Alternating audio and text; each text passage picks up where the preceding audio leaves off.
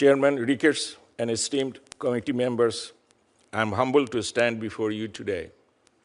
I extend my deep gratitude to President Trump for his nomination and to Secretary Rubio for his support. With your concurrence and approval, I look forward to serving the United States to my fullest capacity.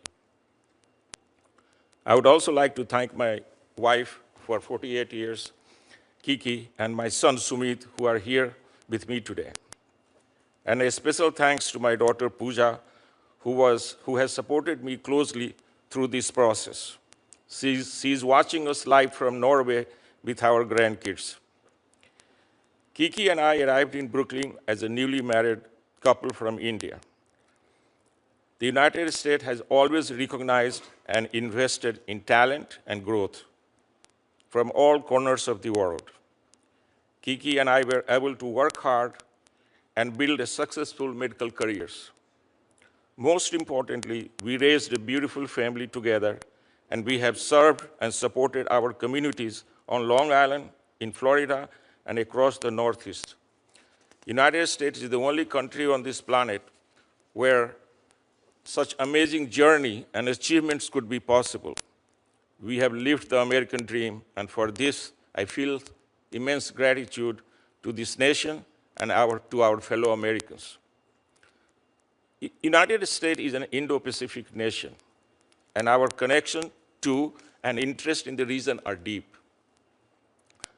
I myself was born in India and have a strong understanding and respect for the region's culture, people, and the values.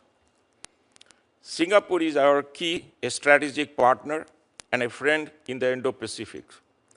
Close cooperation with Singapore, along with our other allies and partners in this region, is more critical today than ever before.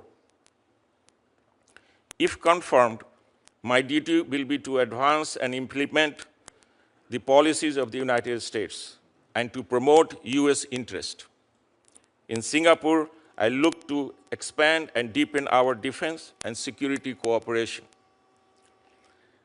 economic and trade relationship, people-to-people ties.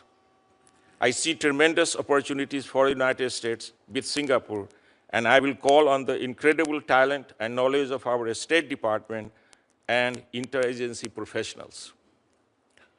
There are so many potential areas for growth in this vital relationship, which has already seen significant advancement in defense and security cooperation, and made great strides in collaborating on cutting-edge technologies.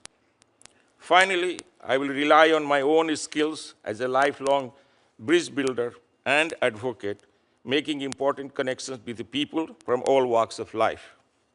As a medical professional, the well-being of my patients, their families, and my employees for over 4 decades, I do not take lightly my obligation to similarly protect American citizens in Singapore, including our mission personnel. Distinguished senators, it would be my greatest honor to serve our United States of America, the country and people who have given me and my family so much. I pledge to fulfill my duties with integrity and to work hard to deepen our important relationship with Singapore. Thank you, and I welcome your questions. Dr. Sinha, you say you know how important the United States-Singapore relationship is, and I think you know that it's important to me as all of our relationship with the ASEAN nations. This is not a role you can just pick up on a whim, or because you think it will be glamorous, or because Singapore is a great place to live. Our diplomats are dedicated.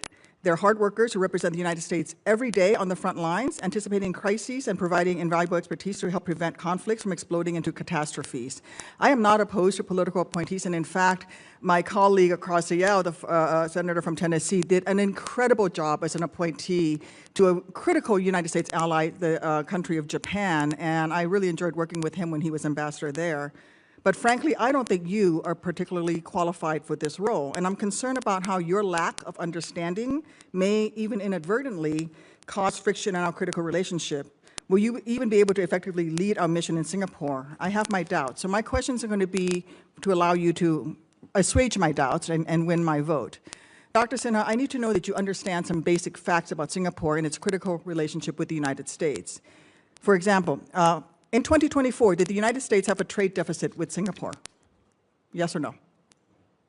It did not. How large was the U.S.'s trade surplus with Singapore in 2024? $80 billion, $18 billion. 2.8. You're off by a huge factor. The United States had a 2.8 billion trade surplus with Singapore in 2024. If confirmed, how would you explain our friendship in Singapore to the president? How would you explain to our friends in Singapore the president's threats to slap tariffs as high as 25% on their country, given that the United States has nearly 3 billion trade surplus with Singapore? Thank you for your question, Senator. We are not walking away for any dialogue between the two countries and two leaders.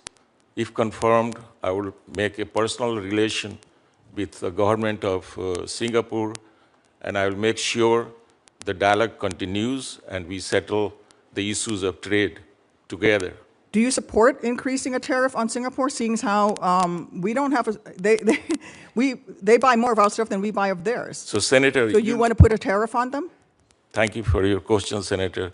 You know that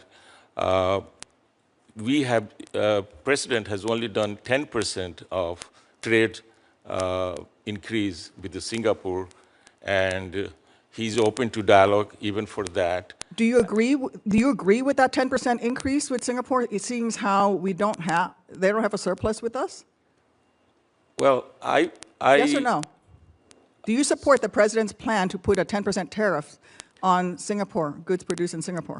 I mean, Senator, thank you for your question, but I believe in President's decision of a free trade with any nations in the world, and he's resetting the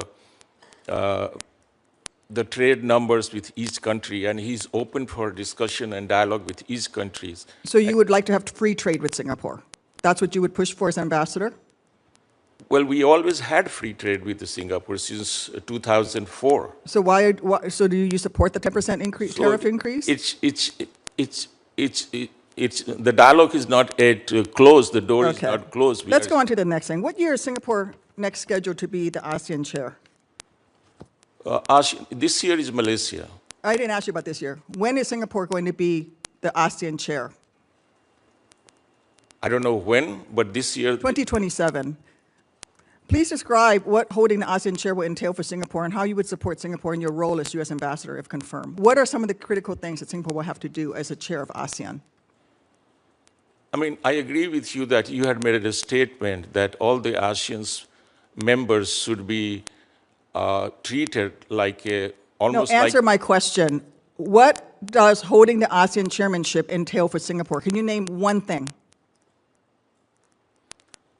A role that they will have to play as ASEAN chair. What will... Well, you know that this ASEAN chair is not only one country. There are 10 countries involved. No, the ASEAN chair is one country. One country, 10. But there are 10 countries involved as an ASEAN group. You're not answering my question. You're not answering my question, sir. Can you name one thing that will be of critical importance to Singapore as ASEAN chair? A role. There are many things. Can you name one Defense, thing? economics. Those are very broad. Name an issue. Trade. I don't think, no. Okay, let's do something. In what way does the United States Navy work with Singapore, and how do you envision strengthening the U.S. Navy's work with Singapore? And are there any facilities that come to mind that are central to our relationship with Singapore?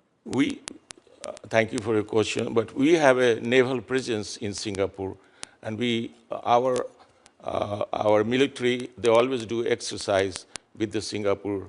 They come here, the Army of Singapore, they come here for the training as well. So we have a close ties with the Singapore in defense. Can you name a specific thing? Please, I'm trying to help you here, but you've not even done your homework, sir.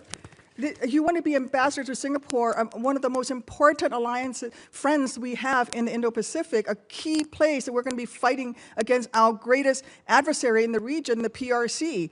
Singapore may feature incredible culture, but that should not be treated as a glamour posting. This nation is too important to the United States, to ASEAN, to the entire region.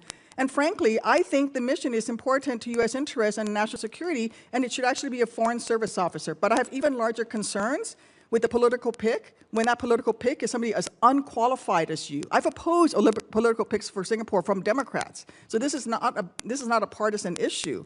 I just feel that you are not taking this seriously, and you think this is a glamour posting, that you're going to live a nice life in Singapore. What we need is someone who's going to actually do the work.